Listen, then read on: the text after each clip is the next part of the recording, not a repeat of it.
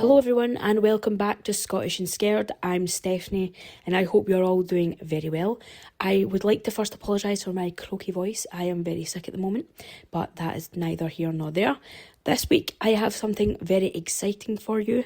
As I've said before, the show is taking part in the Scottish Collaboration, which is a bunch of amazing Scottish content creators coming together to promote one another and hopefully help you find some new Scottish podcasts and small businesses to fall in love with. Tonight's episode comes from Everything Coincidental Podcast, a podcast that covers all things paranormal with a fun, light-hearted twist. The hosts are lovely and I've actually spoken with Fee, who is such a sweetheart, so please go show them some love, follow, subscribe, review, all that good stuff, and I hope you enjoy the episode.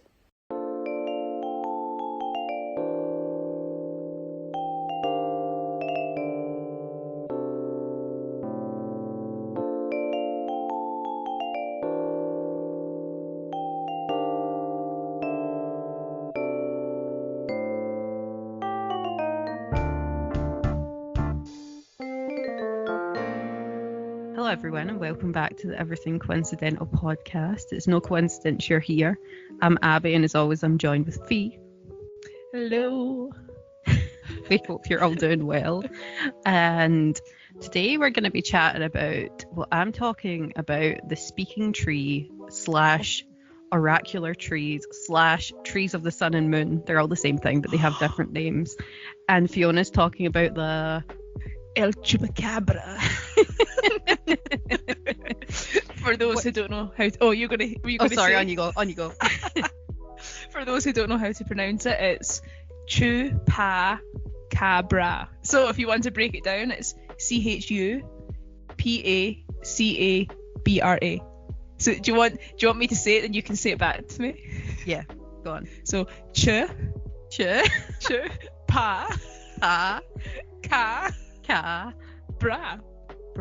And then I'll be like Joey. I was hoping you'd get that. Blah, blah, blah, blah. You're not speaking Chupacabra. Oh, that's funny. I'm excited for this episode because I know nothing about the Chupacabra and Fiona didn't even know what I was doing until just now. So yeah, very excited, and I'm sorry if I clear my throat during this, everyone. Just in case I've still got a you wee bit should be. COVID chest. That's so mean. I'm going to start smacking the mic really hard.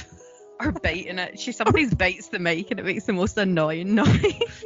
And Abby hates it. She goes, stop it. And I'll start like grinding my teeth on the mic. It's really disgusting that I do that. Like, it must be so infected. Remind me never to touch your microphone.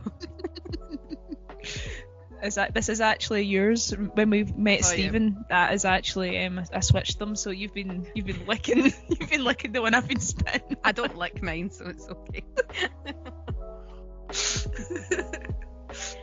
Anyway. So I'm gonna start us off. So the speaking tree, aka oracular trees, aka trees of the sun and moon, are trees that are basically considered as a cryptid because they've been depicted in cultures all over the world and they've never been able to be disproven or proven, and that's like the definition of a cryptid, I'm pretty sure. Oh, okay. From what I looked up online anyway, that's what it said. So I know that. Yes, so there's like been stories from all over the world, but to name a few: England, Scotland, Greece, India, China, the Arctic, South America. Of course, there's some Native American stories, Nice. and also there's some Islamic lore that talk about these types of trees, which I think when there's so many cultures that talk about the same thing and depict the same thing, like all individually from each other, it gives more weight to them being real, because back in the day they wouldn't have the means to communicate with Exactly. like people from different places. So I just think it's very interesting. So I'm gonna go through what this, like a little bit of background on the trees, like what they were used for in different places and what like this a little bit of the stories about them. Okay. I've got like the main one I'm going to talk about is the Indian one, which is the tree of the sun and moon. So people would come to the trees and worship them and ask them questions about their lives, and they'd basically be able to prophesize what was going to happen in their future, and like they talk back to them in a human-like voice, and like they prophesized future historical events and all that sort of thing. So it's really, really interesting. And like all the stories that I saw about it are about the trees prophesizing stuff, or like saying this is what's going to happen in the near future. So yeah, it's really interesting that all these stories from across the world line up. So are they like, you know how you see pictures of trees, like shamanic trees or native trees, and like the tree's got a face in it and all that sort of thing? Is it that, or is that just like an artist's rendition? I've not read anything that says they've got faces on them. There's a little description. There weren't really descriptions of the trees apart from the Indian tree of the sun and moon, which we'll get into later. But I mean, they could have, but it seems like information on these trees is quite limited, which makes me suspicious. Cover up. That was so gruff. I don't know why I said it like that. So first of all, in England, the trees were like allowed to speak with druids and people who had like a gift for divination anyway, and like, so apparently druids would consult oak trees for like if they wanted to know what was going to happen, or if they wanted an insight into what decision they should make or whatever, they would talk to the oak trees, and the oak trees would give them an answer back, like this is what you should do, or this is going to happen to you, like that sort of thing.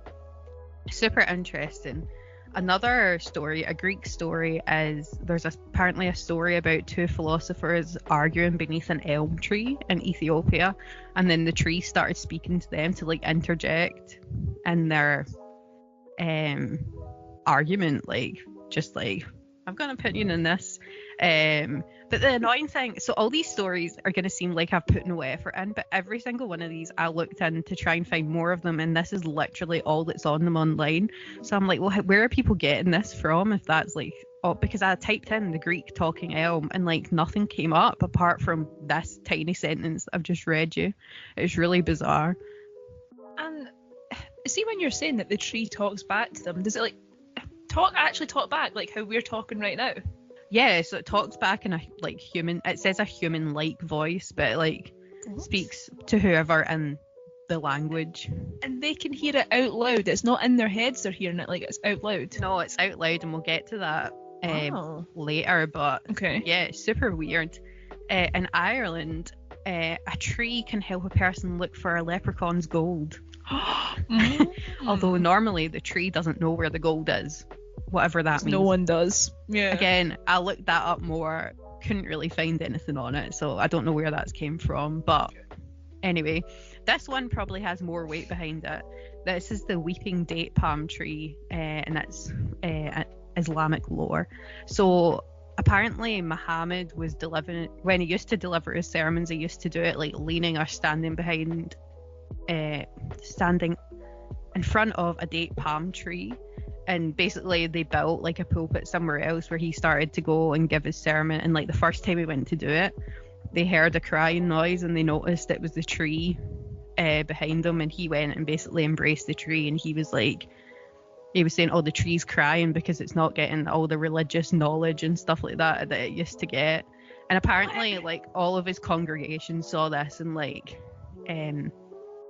it's recorded in like authentic Islamic scriptures and stuff like that as being like a true story that happened, and lots of people witnessed it. So I thought that was really interesting, and the fact that it's included in like their scriptures and stuff, again, just puts more weight behind it as potentially being true.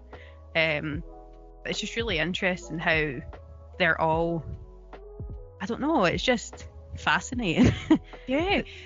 See, with the tree there, you'd think that it would have knowledge already, because obviously the trees were here before us, and you know how they're meant to be like a sort of gateway from the ground to the sky. Yeah, you know? I know. I think it maybe you can still learn, I guess. Yeah, and I think it potentially, like, it's kind of making it out like it wasn't aware of the knowledge that Muhammad was like talking about religion and stuff, but obviously religion's a kind of man-made thing, if you will.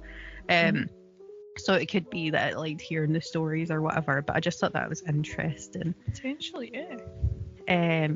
Now on to the good bit, which I went down a rabbit hole with. Oh. So the Indian tree of the sun and the moon, it told the future, and basically it was a tree that like two parts of the trunk spoke depending on the time of day. So in the daytime it spoke as a man, and in the nighttime it spoke as a female. And basically the way it worked is apparently like it worked with the sun and the moon, but when the sun was just rising it would I just knocked the mic, sorry. When the sun was just rising it would speak. Then when the sun hit about midday it would speak again, and then when the sun was setting it would speak again. So like the sun side, the male side, would speak 3 times, and then same with the moon. When the moon was just rising it would speak. When it's midway in the sky it would speak again, and then when it's setting it would speak again. So like it's not like people were going up to it all day and asking it questions. There's like 3 times a day or 6 times a day if you include both, where you could ask the tree like what's the deal, what's going to happen. First credible encounter is Marco Polo, who No way. was a Venetian merchant who people believe to have travelled across Asia. He apparently saw and witnessed the tree, and he described it as being tall and thick with bark that is green on one side and white on the other. The wood of the tree was yellow and extremely strong. Apparently there were no trees near it for miles, and the locals like worshipped it because they considered it to be holy, which is understandable. I mean, if you find a talking tree that tells the future. Absolutely. So that's the first credible source, I guess. Again, this was all a long time ago, so you don't know what's been skewed, what's been mistranslated, what's been whatever. And that moves on to the next one, which this just blew my mind, but there's a lot of like smoke and mirrors about it. I don't know if this is true, I don't know if it's not true, but I've got a little bit to say about it. So Alexander the Great is said to have visited this tree. Apparently, so basically there was this letter, which is like a letter from Alexander the Great to Aristotle, but people largely think this letter is fictional and wasn't written by him. But it's when I was looking up, like, are the stories in it true? Like, who made it? Why did they make it? Like, why did they write this pretending to be Alexander the Great? I couldn't find much on it, unless I don't know if I just didn't deep dive enough into it, but I was really struggling to find it. However, I did find this. The letter from Alexander the Great to Aristotle is considered to be apocrypha. I don't know if that's how you say it. Which are the works usually written of unknown authorship or doubtful origin.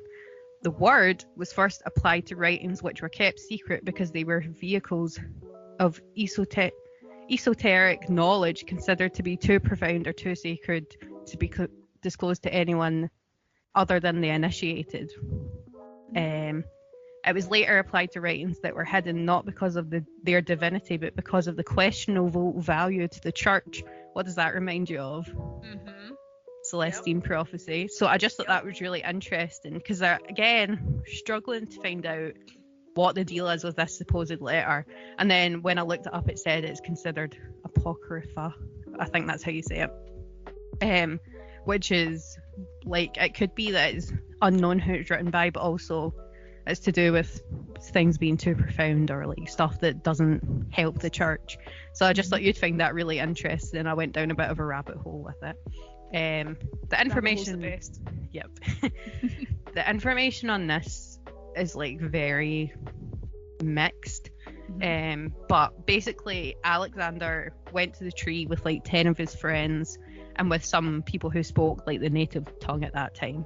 And basically he asked, I don't think he asked it a question the first time actually, but the tree said to him, "You will die soon at the hands of your friends." Then later he asked again, I think it was for the moon one, he asked, if I'm going to die soon, am I going to get to be reunited with my mother and my wife? Am I going to get to see them again? am I going to return to like my home? And it said, King Alexander, you must die in Babylon. You will be slain by your own people, and you will not return to your mother. And then again later he asked, like, how long have I got left? Again, I think he asked about his mother again. And the tree said, the years of your life are at end. You will not return to your mother, but you will die in Babylon. After a short time, your mother and wife will die badly at the hands of your friends, your brother too, killed by those around you. Do not ask about these things any longer. You will not hear anything more about what you ask. So, all very interesting. However, the most interesting part is that Alexander the Great is believed to have died of either malaria or being poisoned. He's believed to have been poisoned by either one of his wives, one of his generals, his half-brother, or one of the cupbearers, all people which are close to him and could be considered friends, like what the tree said. It's impossible to know how he actually died, because to know that, people now would have to look at his body, and of course there's a big mystery of where Alexander the Great's body is, so nobody can tell now how he died. So of course that's a big mystery. I just love this story. He did die in Babylon, which the tree said. His mother later, I think a few years after his death, when people were fighting over his throne, was stoned to death by families of people who she had killed. So she did die in a horrible way. His wife and kids were executed at a later date by Cassander, who basically he took Alexander's throne and had killed his son, because his son was the heir to the throne, obviously. Alexander and Cassander knew each other, but they weren't close friends. But again, it adds weight to what the tree said. It said, your brother too, killed by those around you. So, and what are the chances, right, that basically his body is what could prove the existence of this tree? What are the chances that his body is missing that could prove the existence of the speaking tree? I know, it's really interesting. And again, I don't know the accuracy of this story. People online seem to say that the letter is fictional, which it may well be, but I just thought it was really interesting, regardless, that both Marco Polo and Alexander the Great are linked to this tree in India, which tells the future. Something I wanted to touch on, it was funny, I found about this tree recently, because like just before I found out about it, my dad was talking to me about how intelligent trees are. And basically, apparently it's been discovered recently that trees can actually communicate with each other, and they've got like a whole network under the ground. So like if, say, one of them has a disease, they'll send signals under the ground to the other trees and be like, look, I've got this disease, do what you need to do to protect yourself from it, and the trees will accordingly change what they're doing to make sure they're protected by it. So I know that seems kind of unrelated, but if they can communicate to each other in that way, and they're smart enough to do that, who's to say that back in the day, when people's minds were more awakened to stuff and we weren't being dumbed down by social media and the news and all that, who's to say that we couldn't somehow communicate with trees as well? I just thought that was really interesting. Yeah. And, well, I mean, aren't trees probably one of the most ancient things on the world? It would make sense that they would have these abilities. Oh my god! I know, and lots of like religions and cultures really like look up to trees and respect them and all that sort of thing. No pun intended. And it's just incredible. Like, I think they're just incredible. I was gonna say creatures, but they're not creatures, they're trees. But like, trees are just amazing. And on shamanism as well, they use them to go to the underworld, and like they're used a lot in that sense. It's just amazing. And I think there definitely is, if not talking trees, I think there's something to it, as in you can find wisdom from the trees. I very much believe that, and I think still today that's probably the case. My grandpa today was actually talking to me. He's a Christian, and he says that he rides his bike up the country and he goes and sits under his prayer tree. Oh. So even he, like, even though maybe his views are that God has given him the messages, he still goes and sits under a tree to pray. I don't know. I just thought that was interesting. Now onto my theory.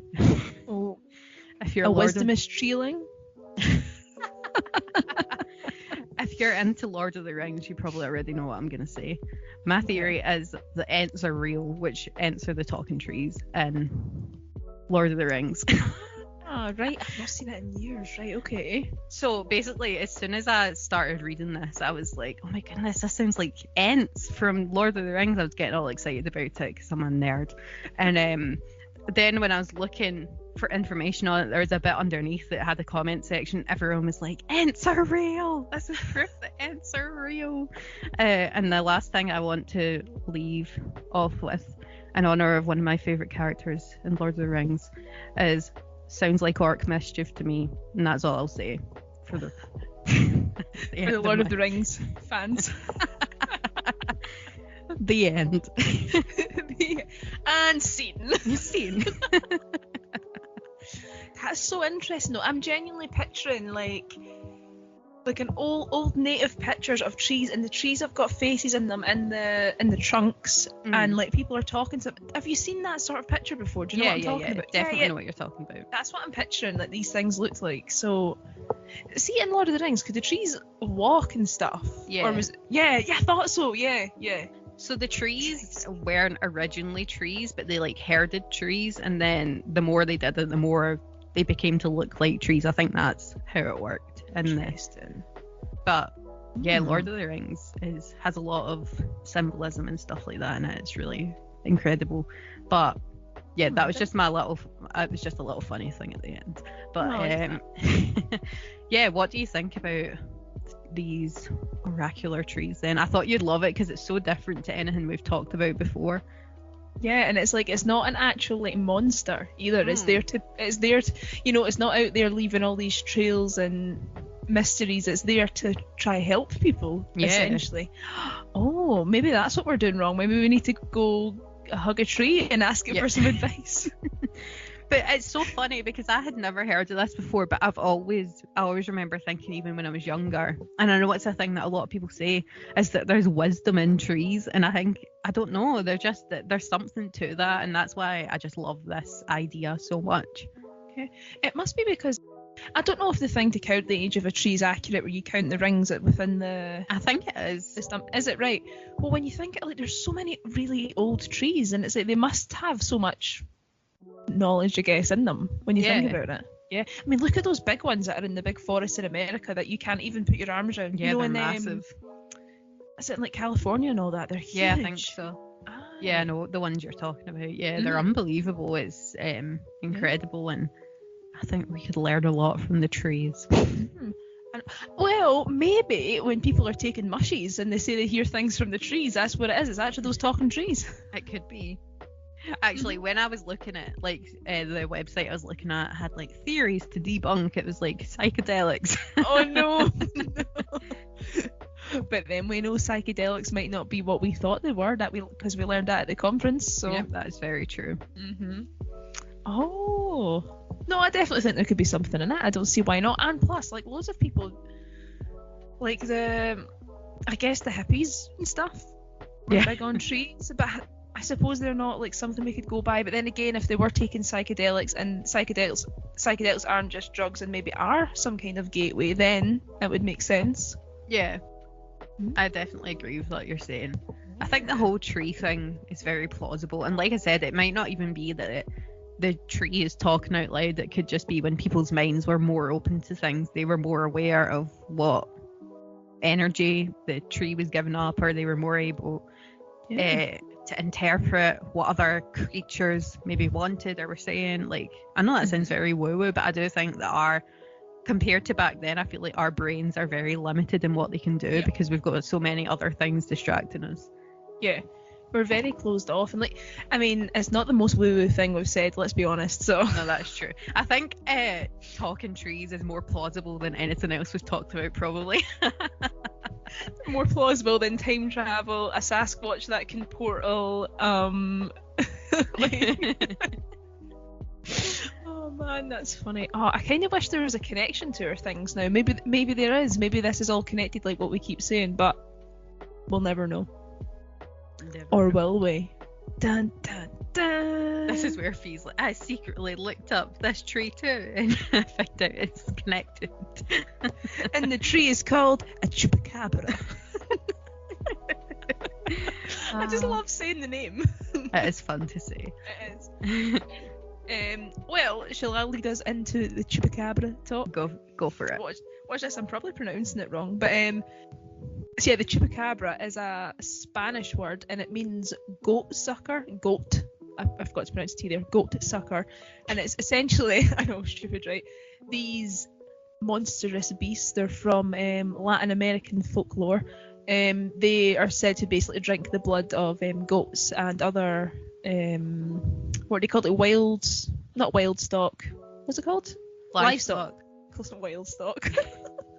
And our livestock. So essentially, there's been like loads of reports like throughout the years of just again like animals being mutilated in farms, but they've been totally drained of blood. But there's not been, you know, like if you were to bite something and the blood would come scushing out, it'd be everywhere. Well, there's nothing. There's no signs. Like it's just the animal's not got blood in it. Oh, it's like a vampire. Aye, so it's essentially a vampire, which is why it's like put under the vampirism sort of category, because it's like the first kind of animal type thing apart from vampire bat. I don't know if vampire bats actually drink blood. I'm not too sure on that, No, but I don't know. It's that sort of thing. They essentially drink the blood of other animals. But I've got here like loads of different information. So it was first sported. Jesus, I'm doing well. Somebody's wearing it. Sported. Sported at Fashion Week London 2012. Wearing a Chupacabra.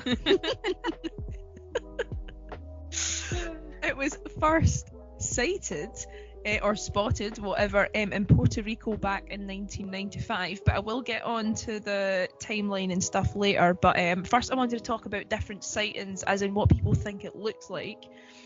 So, like I say, it's been sighted in different places. So Puerto Rico, Mexico, some sightings like mainland America, like Texas, places like that. But also like as far up as Maine, which is East Coast.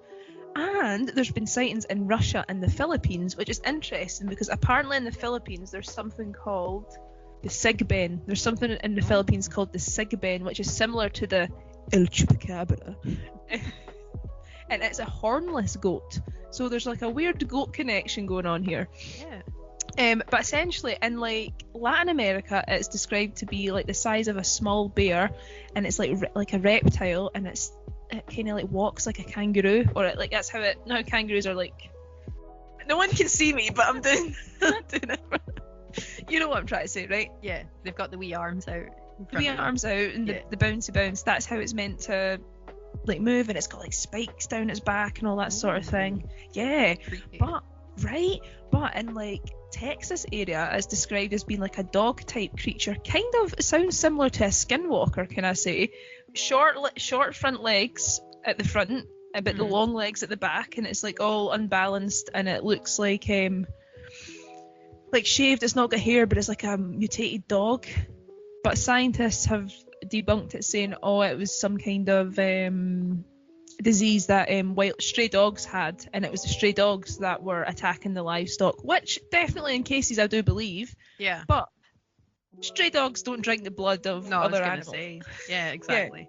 Yeah, it makes no sense. So yeah, that is some like things of what they're described of doing, but they also leave behind like again the foul odor and like people feeling like nausea and all that sort of thing around the areas.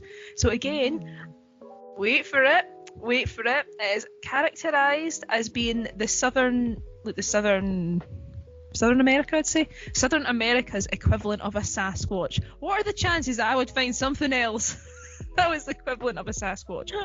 And the reason why that is because apparently in some cases it's described as a monkey type creature, but not a monkey. And I'm like, this is weird. So in some places it's like a lizard kangaroo, some places it's like a dog, and some places it's like a monkey.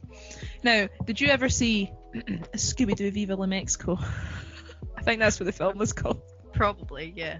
It was so good. Well, it's like film character was a El Chupacabra, and that was the first time I came across a Chupacabra back as a child, and I remember thinking it was so cool. And in the film, it was like a Sasquatch, which is really weird that they would choose that depiction of it. Yeah, that is interesting. Yeah, especially if it says here in the information I found that in like Mexico and stuff, it was more described as the lizard type thing. So it's strange that they went with that in the film. Anyway, it's a cartoon, whatever. But there was a scene in it, and I was talking about it the other day there, where the Chupacabra is on a roof, and Fred starts shouting, "Get down, you Bigfoot wannabe!" It's so stupid. That's really funny. I know, it's so stupid. But yeah, however, so you've never heard of it before? Not once. I've heard briefly. I've heard the name, but I don't know anything about it. Okay, well, good job I'm here then. Yeah, exactly. Well, basically, I'll move on to some accounts and stuff then, because I wrote down quite a few. They're within the timeline, essentially, so I can read out both. So sorry, guys, I'm going to be reading from a sheet of paper. So this is from... I'm not going to lie, I don't know how accurate this website is and how trustworthy it is. I think it might have been some kind of like college students like reports or something. I'll link the website in whatever we do. But this... and I'll link it somewhere. I'll link it somewhere and you'll find it. It was by some guy called Tito Armstrong, and he made this in 1996. Woo, shout out. So essentially, in the early 1970s, in a place called Brownsville, Texas, a rancher first found a dead bull drained of blood, but there was no blood or no tracks around the body. Fast forward to mid-1970s in Rio Grande Valley, South Texas, sightings of mutilated cattle, blood removed to the last drop. I think it's so strange because you'd think that there would be like some kind of like something left. Anyway, how do they get it all out? That's it. But we get to it because there's a potential link to, wait for it, UFOs. Yes! Yeah, I knew you were going to say that. But I didn't know any of this before I researched it, so what are the chances? It's a sign! What are our chances? It's a sign, and what are the odds of that? Are like our catchphrases. Like, see if you heard voice notes of me and Abby every single day, we just message each other being like, "It's a sign!" And then nothing ever comes of it. No, nothing happens. Universe. Anyway, moving on. In 1994 in Puerto Rico, there was 4 to 6 little greys found under someone's bed, and they chased them out of their house with a broom. I thought that was weird, but this is the wee alien connection. So little greys, I think, are a type of like small kind of alien. Yeah. Anyway, it was a report published by someone called Joyce Murphy, if anyone wants to look into that further. Moving on swiftly. 1995 again, more livestock were found with chest punctures, this time with 3 holes in their chest, drained of blood. And then it hit in 1995 that people were blaming Chupacabra for over 150 animal deaths. Does Chupacabra mean anything, or is it just a name people have came up with? So it means goat sucker. Alright, did you already say that? I did, yes. Sorry. It's okay. She's obviously not listening to me. So I wrote information. I know it's so much. I wrote it down here, so I think Chupa maybe means goat, and then cabra means sucker, or Chupa means goat and cabra mean whatever, right? But one of those ways around, and then it translates to goat sucker. Right. Yeah, so quite a strange name, really, but it's really fun to say. Yes. El Chupacabra. I need to stop that. Yeah, so I'm going to fast forward to the parts in the timeline now that have the actual good stories. So, 19th of November 1995 in Puerto Rico, the beast was said to have killed livestock and then burst its way into like the farmer's house, broke stuff in their house, and left like a big chunk of like white meat on the windowsill, along with like slime and like a foul smell. It apparently had big hairy arms, looked kind of like a monkey, big red eyes, and then they watched it like smash the stuff about and then leave and totally vanish. It's really bizarre. Check this. The exact same day, another resident then saw it attack their family dog. Again, looked like a monkey, but wasn't a monkey. Kind of ran like one, but didn't have a tail, and was around 4 feet tall. So the thing I don't get is, how can it look so different in all these different places? The other thing that confuses me is looks like a monkey but not a monkey. What does that even mean? What does that mean? Yeah, well, I found some pictures of it online about how it's kind of depicted to look. So what I'll do is I'll put them on the Instagram post. I'll also send them to you.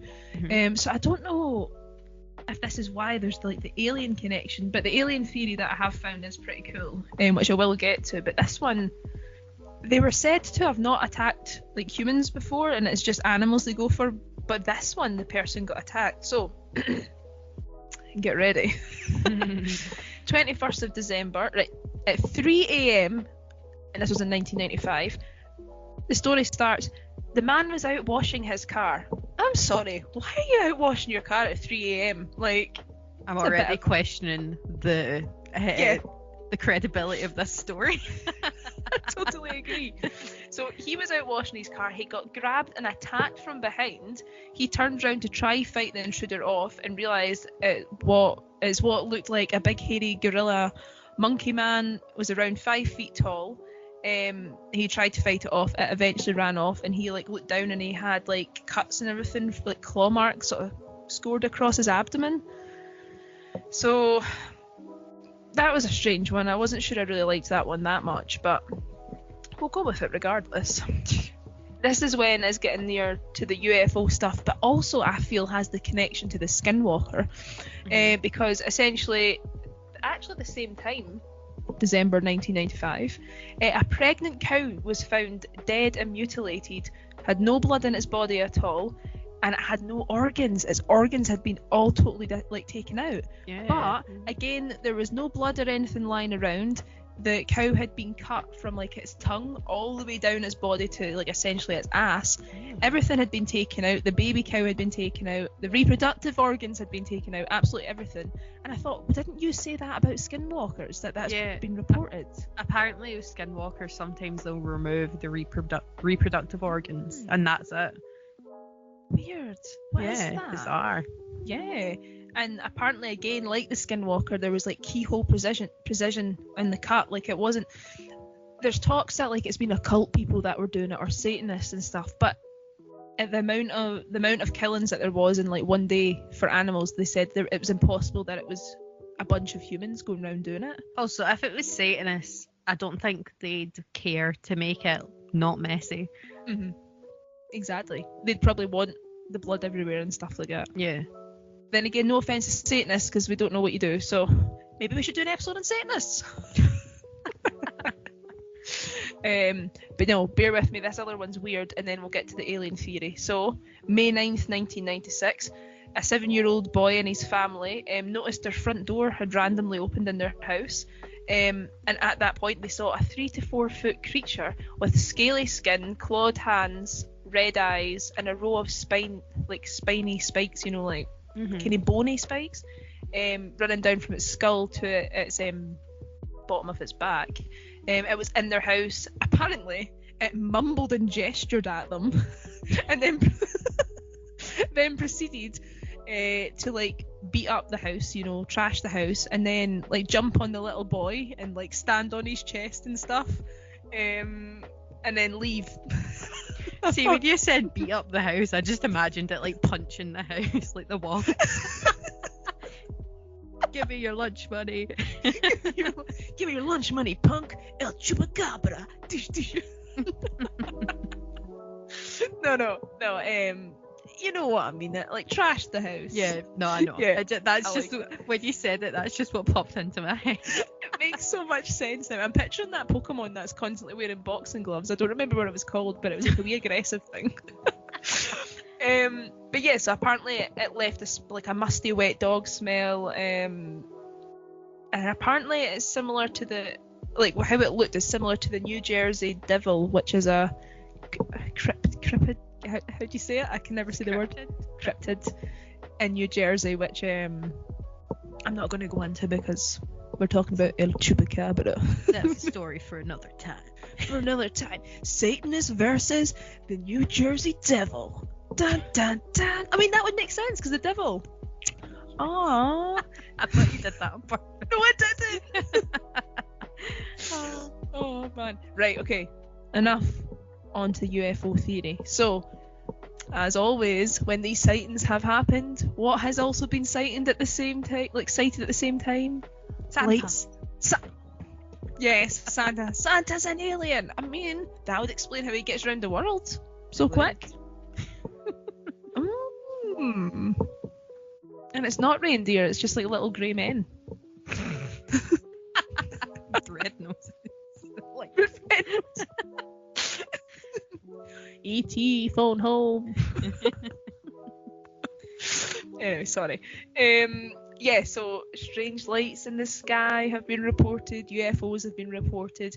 Some theories suggest that El Chupacabra could be the alien's pet that they let out and stuff. I don't really believe that theory. On air. And you go, Oh, he needed to pee, so we let him out and he just drank the blood of some cows. Whoopsie. But yeah, so apparently Dr. Carlos Soto stated that the wounds that were found on all these animals had regular patterns to them, where it's like a tiny incision had been made in all these animals' heads from like the skull, and it would go straight into the brain and it would kill the animal straight away. So that means when the blood was getting taken out, the animal was dead and it didn't like feel anything. Apparently this was found in a lot of the cases, and it suggested like intelligence, because whatever done it was intelligent enough to know to essentially put that animal out of its misery before they were going to steal its organs.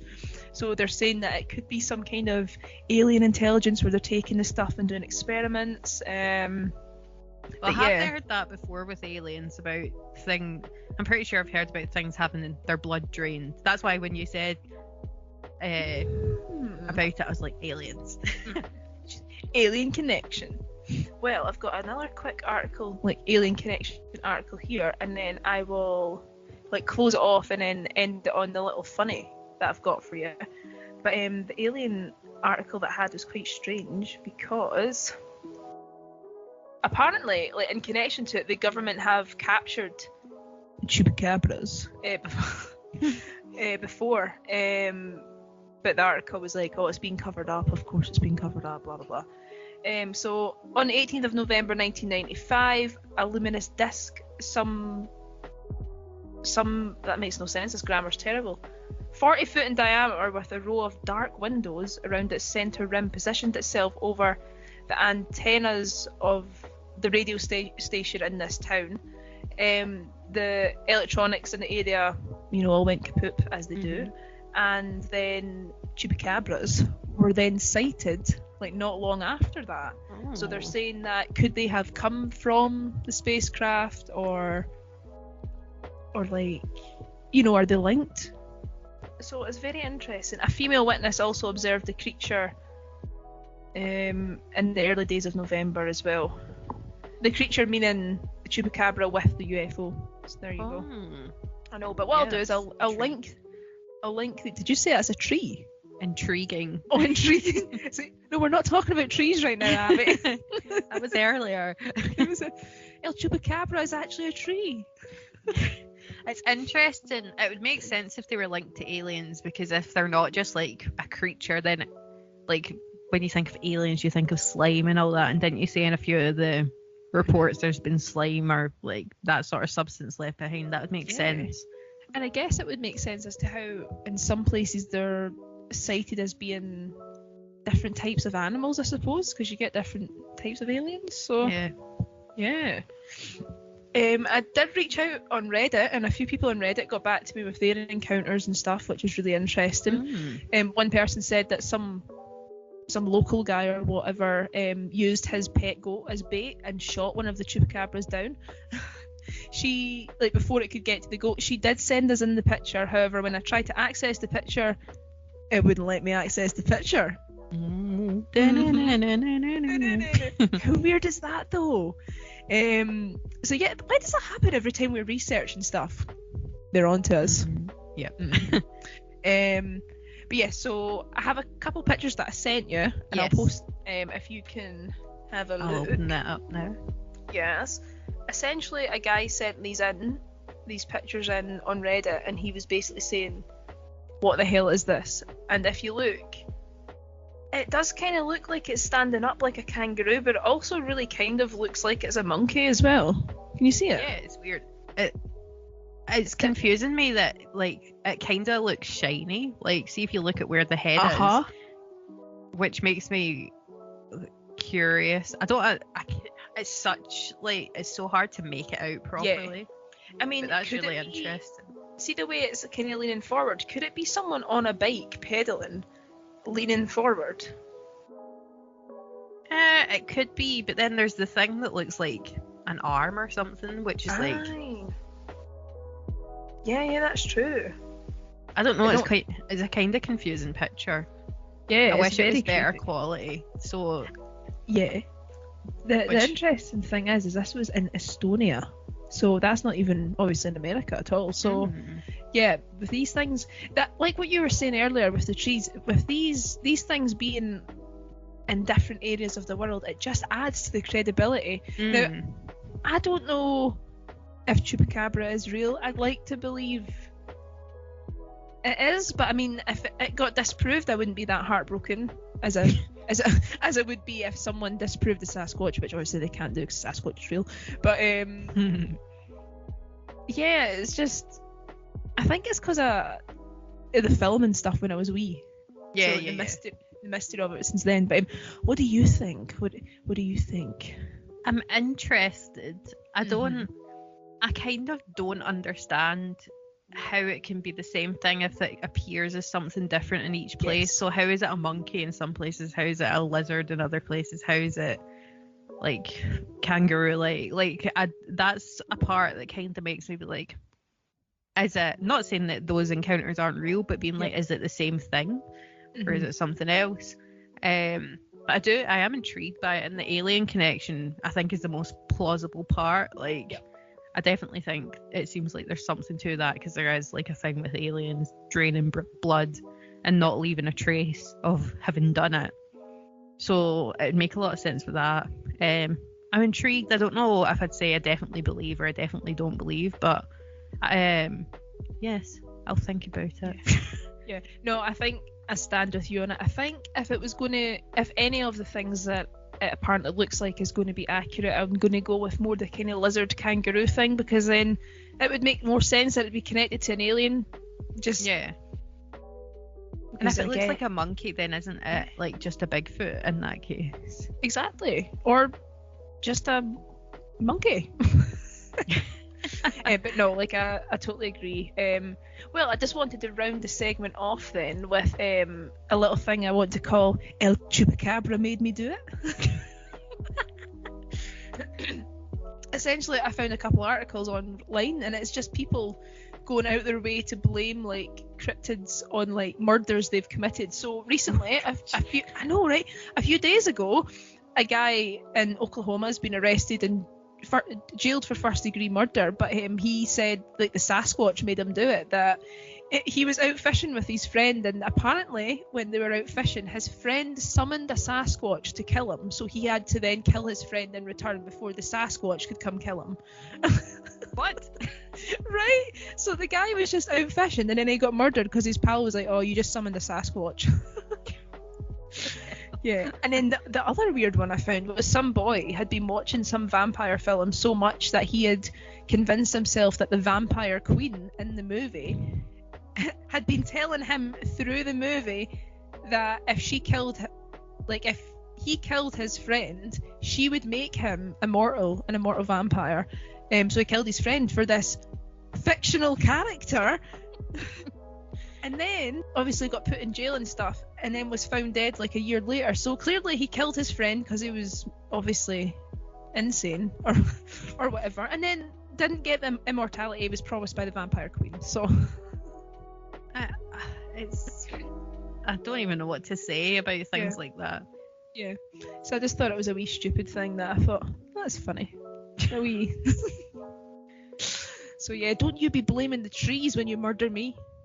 Okay, I'll blame Sasquatch as well. No, Squatchy loves me. She was killed by the thing she loved most. Love hurts. Oh, that's funny. But yeah, that's all I've got. But if you want to find out more about El Chupacabra, I would recommend watching Scooby-Doo Viva Lexco. The most credible source you'll find. And if you want to learn more about the trees, watch Lord of the Rings. Yeah, great. There we go. Recommending good movies and yeah, good times. Well, if you don't have anything else to add, then I guess we should close it out here. Thanks very much for listening, everyone, and make sure you follow us on Instagram and subscribe to our YouTube channel. We'll hopefully have stuff coming very soon. There have unfortunately been some delays in that realm, but it was the bloody Chupacabra, I tell you.